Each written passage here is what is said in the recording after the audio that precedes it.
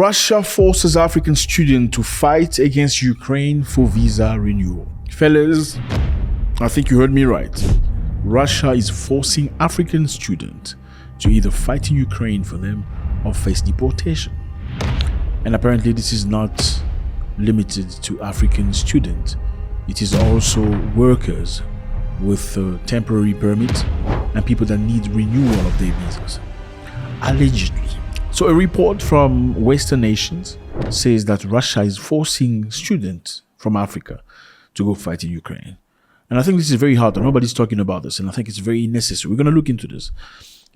I think this is big.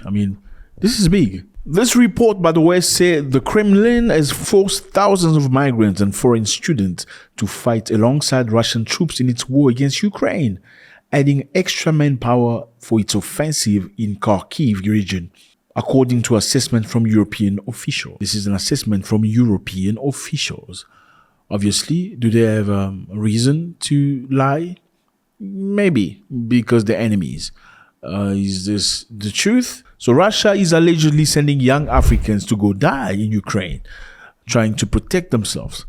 So they say the reason to this is because, number one, many of the Russians are falling in war. Apparently up to 1,500 people are falling. When I say falling, you understand what I'm saying, because we cannot say those words apparently on the internet. 1,500 people are falling on the ground forever, every day. We're talking about Russians, and they need to replace that. And the war has been going for about 2 years now. That's a long time. Because they need to replace that. They need to find people that are interested. And not many people are interested. So they resorted, number one, to look into prisons, jails, to propose to some of the people if they wanted to go fight, and to have the sentences either reduced or annihilated, means scrapped. So you're going to go fight in Ukraine for Russia, and we're going to get you out of prison forever. And after that, they apparently, allegedly, started targeting African students and asking them if they wanted to go fight in Russia. You want to go fight in Russia? So if you don't want to go fight in Russia, you're going to be deported. Report says there is roughly 37,000 African students in Russia. These are youngsters that have gone there for a better life, trying to learn at university, get good education.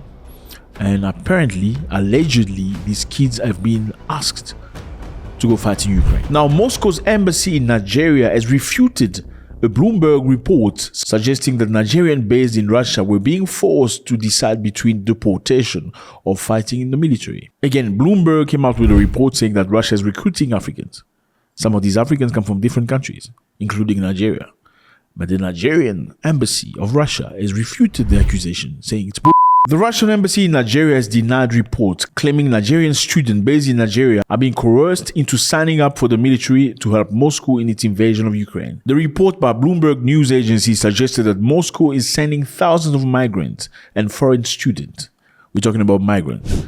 Many people that go to different countries looking for better life. Asylum seekers, students, people with visa that are short term and wanting to renew the visa. If you want your visa renewed, you need to go to the army and fight for Russia. Allegedly, is this true or not? They want Nigerians and many other Africans to fight alongside the troops of Russia in its war in Ukraine. Some Africans in Russia on work visa have been detained and forced to decide between deportation or fighting. Imagine that, man. You go to a country looking for a better life, or I don't know, go to a country trying to study mechanics or engineering, whatever that is, just to be told that, dude, you're gonna go to yeah. No, this is crazy, because are there reasons for us to believe this? Number one, there has been information in the past where they say that Wagner, which is part of the special forces of Russia, was recruiting Africans, and I'm sure you've seen here and there one or two pictures of a dark-skinned looking soldiers with the Russian flag. Was that a one-time thing? We also saw some reports saying that a young Tanzanian and a Zambian and an Ivorian fell in the war, were unalived in Ukraine, fighting for Russia. The ministry is saddened to inform that on the 9th of November 2022, we were notified of the demise of Mr. Nyirenda at the battlefront of the conflict or the war between Russia and Ukraine. Through our embassy of the Republic of Zambia in Moscow, the ministry immediately proceeded to verify this information, where it was sadly established that indeed Mr. Nyirenda passed away on the 22nd of September in Ukraine. The question is this. If we heard stories about 3 Africans that were unalive in Ukraine supporting Russia, isn't that a reason for us to believe there were more people that we never heard about? That's a good question mark. You're going to respond to that. Now, number 2, do the West have reasons to lie? Obviously, yes. It's a war of propaganda. It's not just a physical war. It's a war of thought, war of choices. It's an ideological war. Every opportunity they may get to lie, they will do so. But in the meantime, hypothetically, let's say Russia is really recruiting people and $2,100 is the monthly salary. Okay, I don't know if I wouldn't sign for that. Number 1, for many reasons. But let's get back on track. Is this war between Russia and Ukraine your war? That's my question to you, fellas. Why do you need to get involved? I understand maybe you like Russia or maybe you like Ukraine. But why do you want to go die for something that doesn't concern you?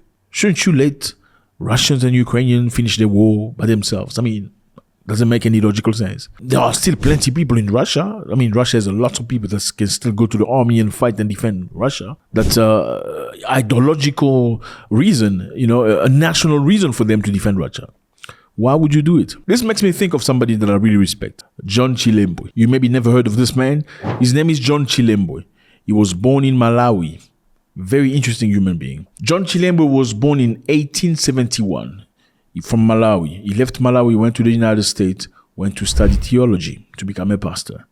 Came back to Africa, came back to his native country that was colonized by white people at the time. He preached to his people. I mean, when you go to a church, let's just face it, most people go to church looking for people that look like them. They feel more comfortable. Yes, you can go to a church where the pastor is from another place. It may feel good. But for the most part, you will notice that the majority of people like to go to church where the pastor perhaps speaks their native language.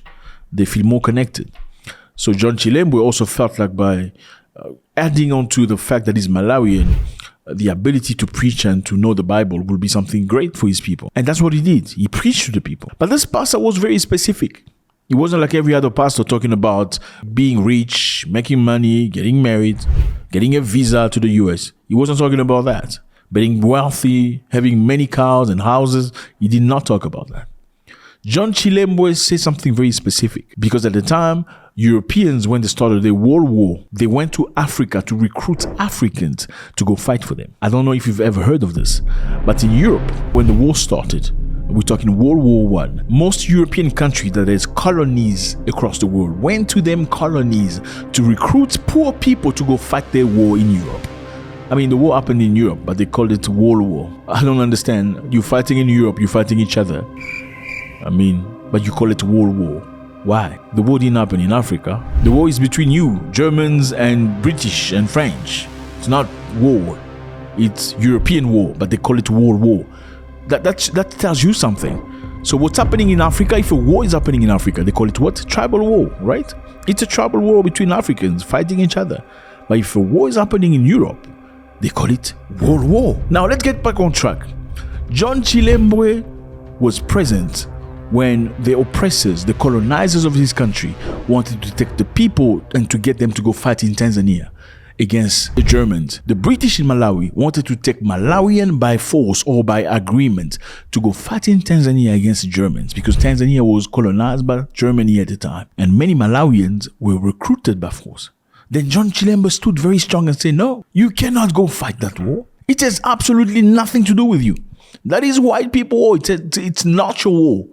You did not start any war. So there is no reason for you to leave your home and go somewhere else and go fight a fight that you don't understand. Do you know where this war started? Do you know the reasons? So he was not afraid. John Chilembwe was not like pastors of today telling you, oh no, you mustn't talk about politics because politics is politics. God is God. He didn't do that. He spoke to your soul, your spirit, and your physique. He said to the people, this war is not your war. Okay? This is European war. Don't get involved. And the Europeans didn't like it. The British massacred people in this country. And he trying to run away. He was trying to cross to Mozambique when he got shot and finished.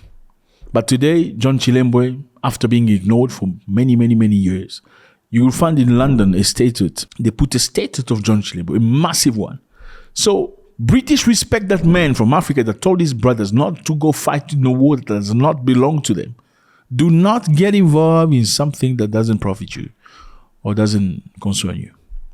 I think my message is very simple, very clear. We don't care whether Russia is recruiting Africans by force or by softness or by money. Anybody can do whatever they want. But I hope nobody's being taken by force without their consent. But if you have a choice, fella, I don't think it's your responsibility to take care of this. I think your family likes you. They still want you. If your family don't like you, I'm sure some woman somewhere will like you and give you a good family. Or a man. Keep your minds straight. $2,000, $2,200. I can understand it's a lot of money for many people, but how much cost your life? Because, dude, that is Russia and Ukraine. It's not next door. God bless.